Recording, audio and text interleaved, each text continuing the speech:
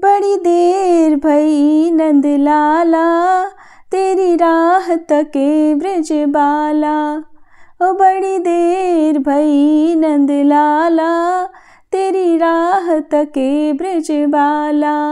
हरे कृष्णा। आप सभी भक्तजनों को श्री कृष्ण जन्मोत्सव की ढेर सारी शुभकामनाएं। आज इस शुभ अवसर पर आप सभी सुनने वाले हैं श्री कृष्ण जन्माष्टमी की बहुत ही सुंदर और रोचक कथा, जिसे आप सभी भक्तजनों को पूरा अवश्य सुनना चाहिए। इसके अलावा आप सुनेंगे श्री कृष्ण चालीसा पाठ और भगवान श्री कृष्ण की आरती भी। कथा प्रारंभ करने से पहले आपको सुनाते हैं भगवान श्री कृष्ण और राधा रानी की एक बहुत ही सुंदर और रोमांचित कर देने वाली कथा। जो भी भक्त कान्हा जी के नाम से पहले राधा रानी का नाम लेता है, उस पर कान्हा जी की कृपा सदा सर्वदा बनी रहती है। तो प्रिय भक्तजनों, आप भी कान्हा जी की कृपा पाने के लिए कमेंट बॉक्स में राधे राधे जरूर लिखिएगा।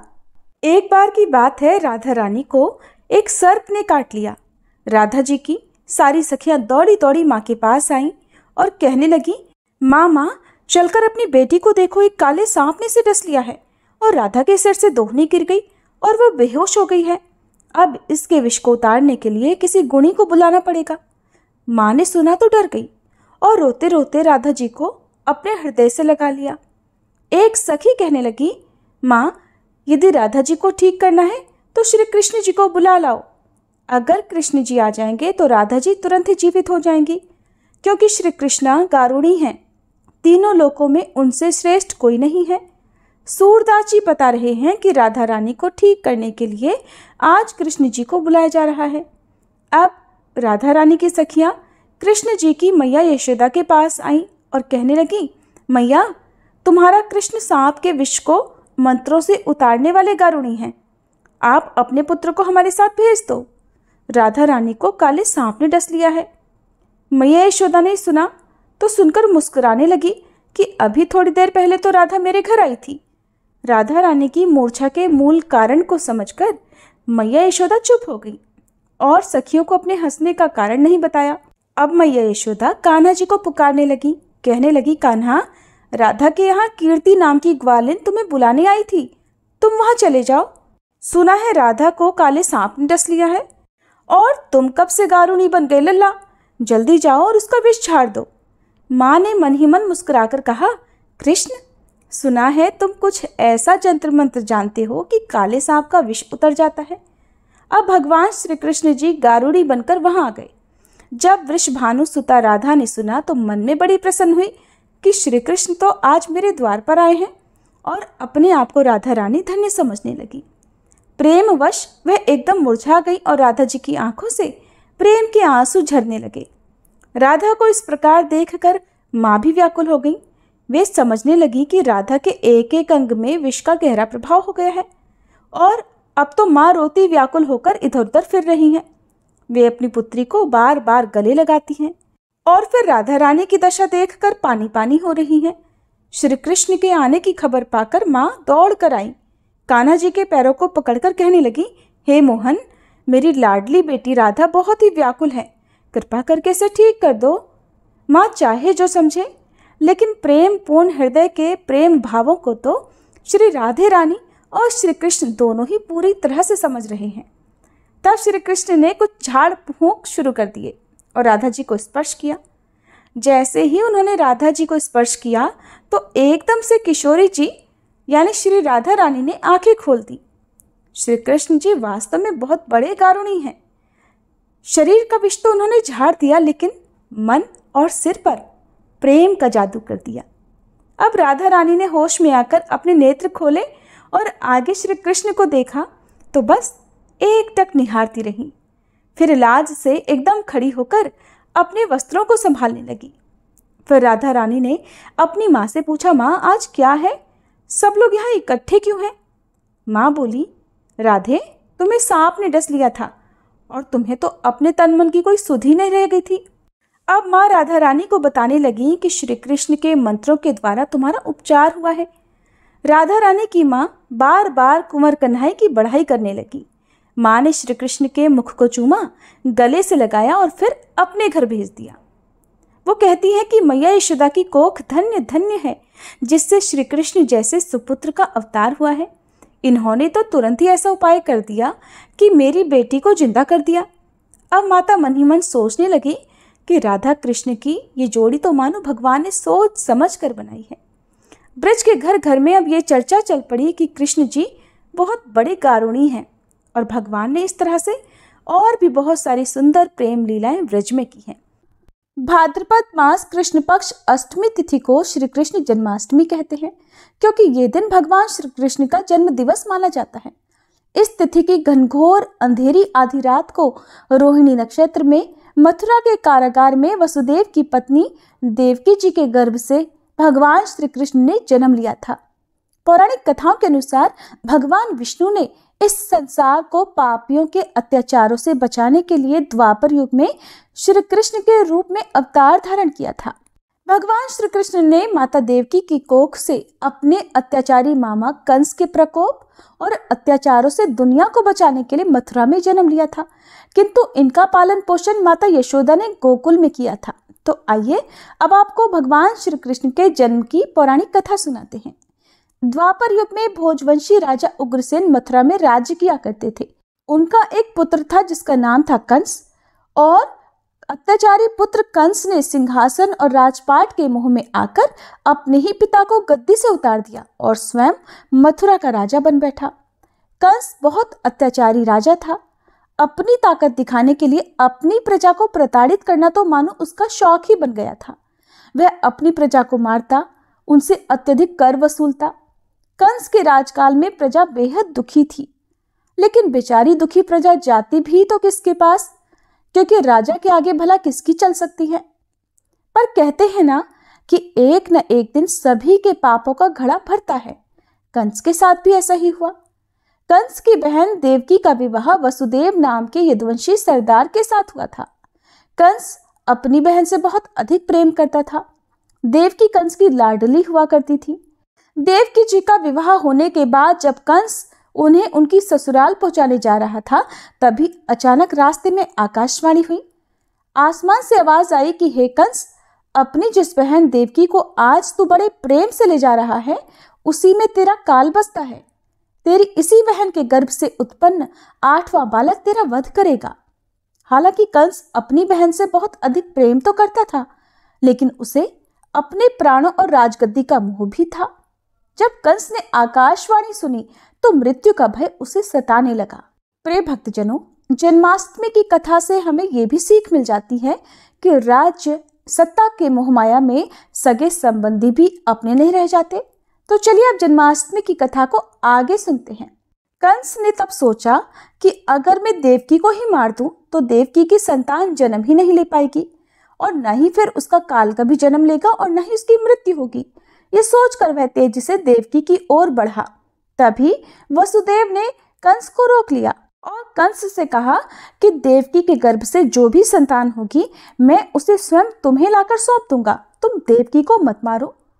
कंस को ये बात ठीक लगी। उसने सोचा कि उसके प्राणों को खतरा देवकी के 8वें पुत्र से है, ना कि देवकी से, इसलिए उसे मारने का कोई लाभ नहीं होगा, और फिर वह पैदा होते ही देवकी के सभी पुत्रों को मार देगा, फिर तो काल भी उसका कुछ नहीं बिगाड़ पाएगा।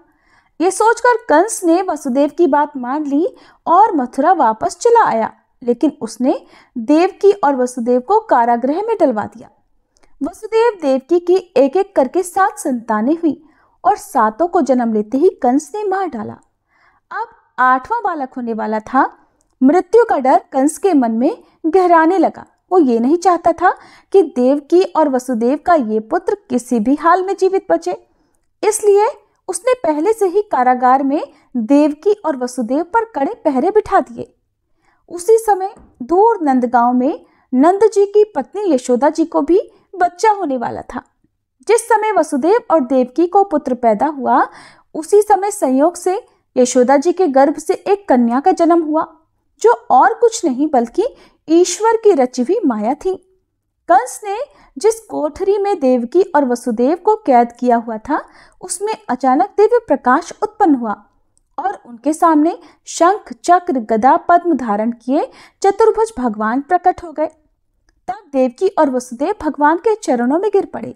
भगवान ने उनसे कहा कि अब मैं पुनः नवजात शिशु का रूप धारण कर लेता हूँ। वसुदेव, तुम मुझे इसी समय अपने मित्र नंद जी के घर गोकुल में भेजाओ और उनके यहाँ जो कन्या जन्मी है उसे लाकर कंस को सौंप दो। इस समय वातावरण अनुकूल नहीं है, फिर भी तुम चिंता मत करो। जागते हुए पहरेदार सो जाएंगे, कारागृह के फाटक अपने आप खुल जाएंगे और उफनती हुई अथाह यमुना तुमको पार जाने का मार्ग दे देगी। फिर वैसा ही हुआ। काल कोठरी के द्वार अपने आप खुलते गए और सभी पहरेदार सो गए।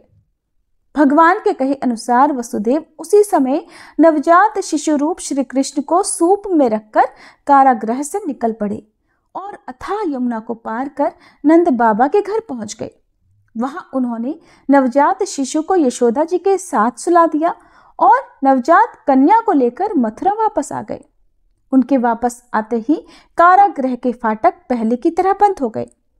अब कंस को सूचना मिली कि वसुदेव देवकी को बच्चा पैदा हुआ है। उसने बंदी गृह में जाकर देवकी के हाथ से नवजात कन्या को छीनकर पृथ्वी पर पटक देना चाहा, परंतु वह कन्या आकाश में उड़ गई और वहीं से कहने लगी, अरे मूर्ख, मुझे मारने से क्या होगा? तुझे मारने वाला तो कब का गोकुल में जन्म ले चुका है, वो जल्दी ही तेरे पापों का दंड तुझे देगा। और फिर इसके बाद भगवान श्री कृष्ण का पालन पोषण नंद बाबा और मैया यशोदा ने किया, जहां उन्होंने तमाम लीलाएं दिखाई, अपने भक्तों का, गोप गोपियों का मन मोहा और कंस के भेजे हुए असुरों का, राक्षसों का वध किया।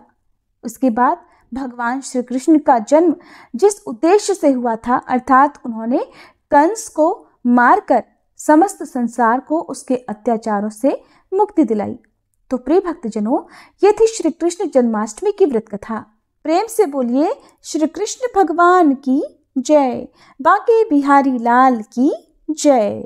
अब सुनिए श्री कृष्ण चालीसा पाठ और भगवान श्री कृष्ण की आरती। श्री कृष्ण चालीसा। बंशी शोभित कर मधुर, नील जलत तन श्याम, अरुण अधर जनु बिंबा फल, पीतांबर शुभ साज। जय मनमोहन मदन छवि, कृष्ण चंद्र महाराज, करहु कृपा है रवि तनय, राखहु जन की लाज। जय यदुनंदन जय जगवंदन, जय वसुदेव देवकी नंदन, जय यशोदासुत नंद दुलारे, जय प्रभु भक्तन के दृगतारे, जय नट नागर नाग नथैया, कृष्ण कन्हैया धेनु चरैया, पुनि नख पर प्रभु गिरवर धारो, आओ दीनन कष्ट निवारो। वंशी मधुर अधर धरि तेरी, होवे पूर्ण मनोरथ मेरो, आओ हरि पुनि माखन चाखो, आज लाज भारत की राखो। गोल कपोल चिबुक अरुणारे, मृदु मुस्कान मोहिनी डारे, रंजित राजीव नयन विशाला, मोर मुकुट वैजंती माला। कुंडल श्रवण पीत पट आछे, कटि किंकणिका छन काछे, नील जलज सुंदर तनु सोहे, छवि लखी सुर नर मुनि मन मोहे। मस्तक तिलक अलक घुंघराले, आओ कृष्ण बांसुरी वाले, करि पय पान पूत नहीं तारो, अका बका कागा सुर मारो।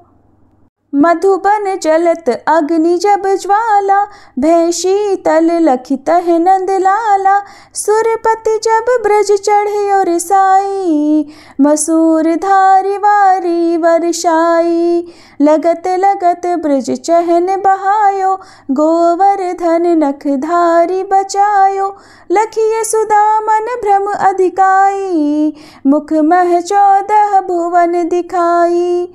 दुष्ट कंस अति उधम मचायो, कोटि कमल जब फूल मंगायो, नाथी काल यही तब तुम लीन है, चरण चिन्ह दे निर्भय कीन है। करि गोपिन संग रास विलासा, सबकी पूरण करि अभिलाषा, केतिक महाअसुर संग हार्यो, कंस ही केस पकड़ दे मार्यो। माता पिता की बंदी छुड़ाई, उगर सेन कह राज दिलाई। मही से मृतक छह सुत लायो, मातु देव की शोक मिटायो। भौमासुर मुर दैत्य संहारी, लाए शत 10 सहस कुमारी। दे भी नहीं तृण चीर सहारा, जरासिंधु राक्षस कह मारा। असुर बकासुर आदिक मार्यो, भक्तन के तब कष्ट निवार्यो। दीन सुदामा के दुख टार्यो, तंदुल 3 मूठ मुख डार्यो। प्रेम के साग विदुर घर मांगे, दुर्योधन के मेवा त्यागे। लखी प्रेम की महिमा भारी, ऐसे श्याम दीन हितकारी। भारत के पारथ रथ हाके, लिए चक्र कर नहीं बलता के। निज गीता के ज्ञान सुनाए, भक्तन हृदय सुधा वर्षाए। मीरा थी ऐसी मत वाली, विष पी गई बजा कर ताली। राना भेजा सांप पिटारी, शालिग्राम बने बनवारी। निज माया तुम विध ही दिखायो, उरते संशय सकल मिटायो। तब शत निंदा करी तत्काला, जीवन मुक्त भयो शिशुपाला। जब ही द्रौपदी टेर लगाई, दीनानाथ लाज अब जाई। तुरत ही वसन बने नंदलाला, बढ़े चीर भय अरि मुँह काला। असनाथ के नाथ कन्हैया, डूबत भंवर बचावत नैया। सुंदर दास आस उरधारी, दया दृष्टि की जय बनवारी। नाथ सकल मम कुमति निवारो, क्षमहु बेगी अपराध हमारो। खोलो पट अब दर्शन दीजे, बोलो कृष्ण कन्हैया की जय। ये चालीसा कृष्ण का पाठ करे उरधारी, अष्ट सिद्धि नवनिधि फल लहे पदारथ चारी। बोलो बांके बिहारी लाल की जय, श्री कृष्ण भगवान की जय। श्री कृष्ण चालीसा पाठ समाप्त। आरती कुंज बिहारी की, श्री गिरिधर कृष्ण मुरारी की। आरती कुंज बिहारी की, श्री गिरिधर कृष्ण मुरारी की। गले में वैजयंती माला, बजावे मुरली मधुर बाला। श्रवण में कुंडल झलकाला, नंद के आनंद नंद लाला। गगन सम अंग कांति काली, राधिका चमक रही आली। लतन में ठाड़े वनमाली, भ्रमर सी अलक। कस्तूरी तिलक, चंद्र सी झलक। ललित छवि श्यामा प्यारी की, श्री गिरिधर कृष्ण मुरारी की। आरती कुंज बिहारी की, श्री गिरिधर कृष्ण मुरारी की। कनकमय मोर मुकुट विलसे, देवता दर्शन को तरसे। गगन सो सुमन राशि बरसे, बजे मुरचंग मधुर मृदंग। ग्वालिनी संग, अतुल रति गोप कुमारी की, श्री गिरिधर कृष्ण मुरारी की। आरती कुंज बिहारी की, श्री गिरिधर कृष्ण मुरारी की। जहाँ ते प्रकट भई गंगा, सकल मन हारिणी श्री गंगा। स्मरण ते होत मोह भंगा, बसी शिव शीश जटा के बीच। हरे अघ कीच, चरण छवि श्री बनवारी की, श्री गिरिधर कृष्ण मुरारी की। आरती कुंज बिहारी की, श्री गिरिधर कृष्ण मुरारी की। चमकती उज्ज्वल तट रेणु, बज रही वृंदावन बेनु। चहु दिसि गोपी ग्वाल धेनु, हसत मृदु मंद। चांदनी चंद, कटत भव फंद। टेर सुन दीन दुखारी की, श्री गिरधर कृष्ण मुरारी की। आरती कुंज बिहारी की, श्री गिरधर कृष्ण मुरारी की। आरती कुंज बिहारी की, श्री गिरधर कृष्ण मुरारी की।